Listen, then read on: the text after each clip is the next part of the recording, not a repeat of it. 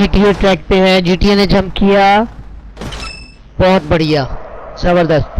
اس نے تو کلیئر کر لیا, لگتا ہے بریک لگ جائے گی. بچ گئی, 2 پوائنٹ ہو گئے GTA کے. اب GTS ہے, دیکھتے ہیں یہ کیا کرتی ہے. بچ گئی ہے. اوہ, لگتا ہے یہ ڈرائیور سو گیا تھا. دوبارہ پھر BMW جمپ کیا, سیفلی نیچے لینڈ کر دیا. زبردست. GTS کا ڈرائیور جو ہے, اس نے لگتا ہے کہ پکا پیا ہوا ہے آج. تباہ کر دیا ساری گاڑی. BMW K2 کی پہاڑی پہ چڑھتی ہوئی چڑھ گئی ہے. زبردست.